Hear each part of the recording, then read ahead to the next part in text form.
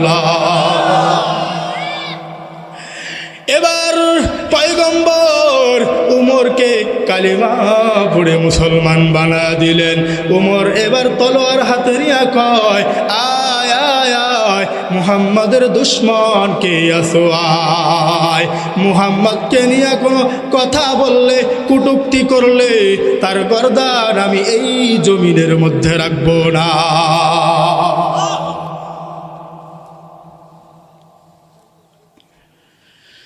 দেখছেননি কেমন মানুষ কেমন হয়ে গেল, একটা জাহান্নামী মানুষ জান্নাতি হয়ে গেল। শুধু তাই না, আমার মায়ার নবীর পরে যদি কেউ নবুয়তি পাইতো, সেই নবুয়তি পাইতো খলিফাতুল মুসলিমের উমর। ঈমান কেমন কেমন ঈমান, কেমন ঈমান অর্জন করেছে খাব্বাব রাদিয়াল্লাহু তাআলা আনহু, কেমন ঈমান অর্জন করেছে হানজালা, কেমন ঈমান অর্জন করেছে সাহাবায়ে কেরাম। বদরের যুদ্ধে একজন সাহাবী নতুন বিবাহ করেছে, লম্বা চওড়া ঘটনা শর্টে মারতেছি। নতুন বিবাহ করেছে, গোসলখানায় যাবে, এমন সময় আওয়াজ আসছে আমার মায়ার নবী দুনিয়াতে নাই। স্ত্রীকে বলে, স্ত্রী তুমি আমারে বিদায় দাও, আর তোমার সাথে মনে হয় দেখা হবে না। পাগলের মতো দৌড়। আমার মায়ার নবী আঘাতপ্রাপ্ত হইয়া ব্যথায় কাতরাইতেছে। আমার নবী সাহাবায়ে কেরামকে বলে, ও সাহাবায়ে কেরাম, ওই যে আমার পাগল কে যেন দৌড়াইতেছে, ওই পাগল রে ঠেকাও, ওই পাগল মনে হয় আর বাঁচতে পারবে না, ওই পাগলকে ঠেকাও। সাহাবায়ে কেরাম বলে, ও ভাই সামনে আর তুমি যাইও না। ওই সাহাবী ডানে তাকায় না, বামে তাকায় না, পিছনে তাকায় না, শুধু সামনে দৌড়। যেই মদিনায়, যেই শহরে আমার নবী নাই, ওই শহরে আমার মতো নগণ্য সাহাবী বেঁচে থেকে কোনো লাভ নাই। চিল্লায়া বলেন ঠিক কিনা? এভাবে দৌড় দিয়ে গেছে, যাইতে না যাইতে সাহাবীর বুকের মধ্যে একের পর এক বহু তীর ঢুকে গেছে। সাহাবী দুনিয়ার মায়া ত্যাগ করেছে। আমার নবী বলে, ও সাহাবায়ে কেরাম, আমারে উঠাইয়া ওই সাহাবীর কাছে নিয়ে যাও। আমার নবী চোখের পানি ছেড়ে ছেড়ে কান্দে, আরে আমার পাগল, এই কেমন কাজটা তুমি করলা? আবার মাঝে মাঝে মুস্কি মুস্কি হাসে।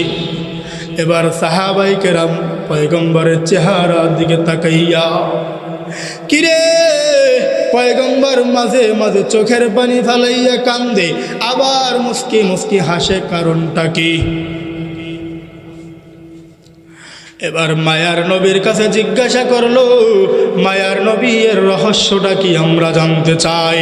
বলে, ও সাহাবায়ে কেরাম, ওই যে জান্নাত থেকে একদল ফেরেশতারা আসছে, একটা রুমাল নিয়ে আসছে, এই রূহটাকে, এই লাশটাকে গোসল করাইতে দিবে না। এই রূহটাকে জান্নাতের মধ্যে নিয়ে যাবে। তারা টানাটানি করতেছে, ফেরেশতারা টানাটানি করতেছে, কে ওই রূহকে আগে জান্নাতে নিতে পারে। জোরে কন্যা সুবহানাল্লাহ। তো মায়ার নবী আবার চোখের পানি ছেড়ে কান্দেন কেন? বলে, একদিকে আমার সাহাবী আজকে নতুন বিবাহ করেছে, দুনিয়ার মায়া ত্যাগ করছে, ব্যথায় আমি কান্দি। আর একদিকে সাহাবায়ে কেরাম তাকায় দেখো, জান্নাতের ফেরেশতারা রুমাল নিয়ে আসছে, ওই সাহাবীর রূহটাকে আল্লাহর জান্নাতে নিয়ে যাবে। ঈমান অর্জন করে খাব্বাবের মতো, খাব্বাব রাদিয়াল্লাহু তাআলা আনহুকে তার মনিব ডেকে বলে, ও খাব্বাব, মুহাম্মাদের ইসলাম গ্রহণ করেছো? বলে হ্যাঁ। বলে তাড়াতাড়ি ছেড়ে দাও, নাইলে তোমার এই দুনিয়া থেকে খতম করে দিব।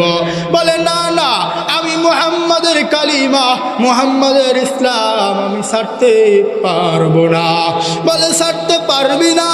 ও উজির নাদিরেরা, আমার ওই খাব্বাবের হাত পা বাঁধে, তাড়াতাড়ি শুলিতে ঝোলা, ওর বুকের উপরে পাথর চাপা দে, ওরে মরুভূমি উত্তপ্ত গরম বালুর উপরে টানা হেসরা কর।